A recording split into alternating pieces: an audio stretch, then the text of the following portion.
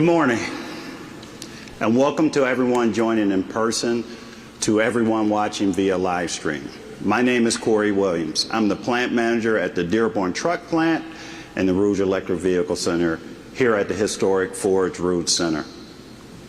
There are nearly 9,000 employees at the Rouge, where we assemble the F-150, the Raptor, and the Lightning that help make Ford America's #1 best-selling truck manufacturer. The complex produces engines, stamp parts, stamping dies, and a number of other components. We are here at the Rouge Visitor Center, which opened in 2004. Since then, hundreds of thousands of people have been through the factory tour to learn about this marvel of American manufacturing. It is my honor today to introduce Ford's Executive Chair, Bill Ford. There has been no greater friend to the Rouge and its employees than Bill, and we are grateful for his leadership. Please join me in welcoming Bill Ford. Thank you, Corey. Hi, Dad. Well, thank you, Corey, and good morning, everybody. And thank you so much for joining me today at the Rouge. I wanted to meet here today because at 105 years old, the Rouge tells the story of Ford, the UAW, and America itself like rings on a tree. It's the living history of how we have endured every crisis the world has thrown at us and come out stronger together.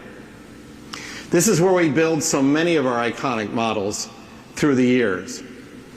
And when called upon by our country, helped democracy prevail in 2 world wars by building boats, tank parts, and jet engines. And when an explosion here took the lives of several of our employees, we got through those hard months as a family. When the pandemic upended our lives, factories like this one allowed us to turn on a dime to make life-saving PPE for frontline workers. A couple of decades ago, some executives wanted to shut down the Rouge. They thought it was just a rusting relic of another era. And I said no. Instead, we turned it into the most environmentally advanced plant in the industry. And as Corey said, today it assembles America's favorite vehicle, the F-150, and also the F-150 Lightning. The Rouge is the crown jewel of a company that still believes that building in America matters. Automobile plants like the Rouge have created countless well-paying manufacturing jobs and a thriving middle class. And they have become the foundation of our communities and the Midwest cities that we know and love. I want to be clear on something else too. A strong manufacturing base is critical to our national security. Building things in America matters now more than ever, especially in these uncertain times. And we can't take that for granted. In my lifetime, I've watched countries lose their auto industry, and then virtually all industries after that. Countries that once had vibrant industrial bases no longer make anything. They've become dependent on others for critical products, aspects of their supply chain, and even national defense. And today, as the UAW strike against Ford continues, we are at a crossroads. Choosing the right path isn't just about Ford's future and our ability to compete. This is about the future of the American automobile industry. The UAW leaders have called us the enemy in these negotiations, but I will never consider our employees as enemies. This should not be Ford versus the UAW. It should be Ford and the UAW versus Toyota, Honda, Tesla, and all the Chinese companies that want to enter our home market. Toyota, Honda, Tesla, and the others are loving this strike because they know the longer it goes on, the better it is for them. They will win, and all of us will lose. This is why Ford's ability to invest in the future isn't just a talking point. It's the absolute lifeblood of our company. And if we lose it, we will lose to the competition. America loses. Many jobs will be lost. So will future investments. We'll lose factories like the one we're in here today.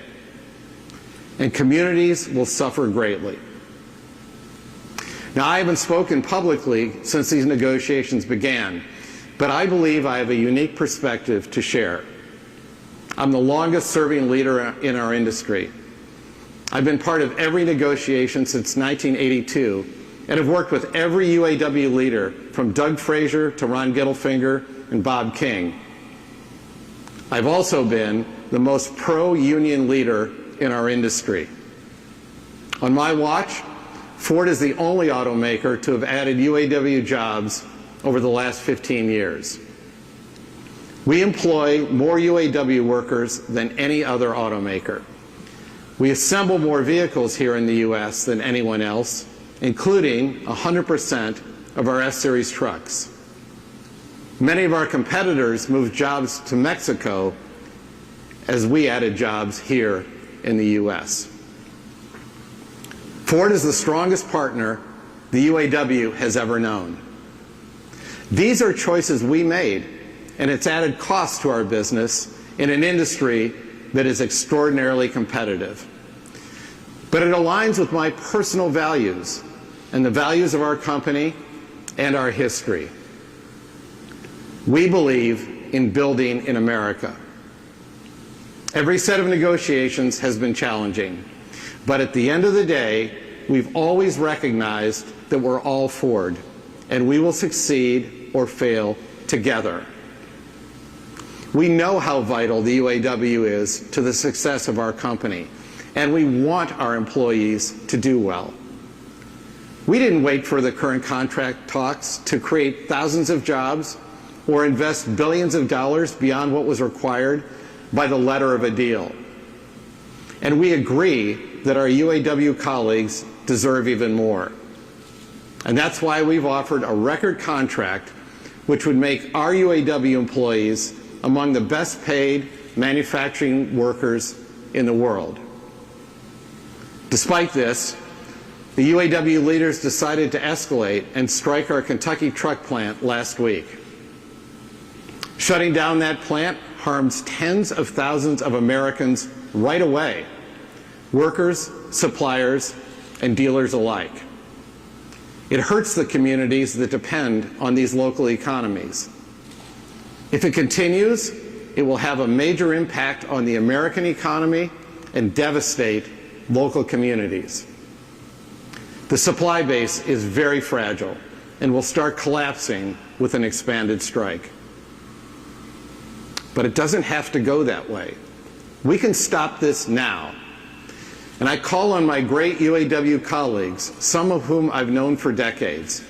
Many are close personal friends. We need to come together to bring an end to this acrimonious round of talks. I still believe in a bright future, one that we can build together. I still believe the automobile industry is a major force for good in our country.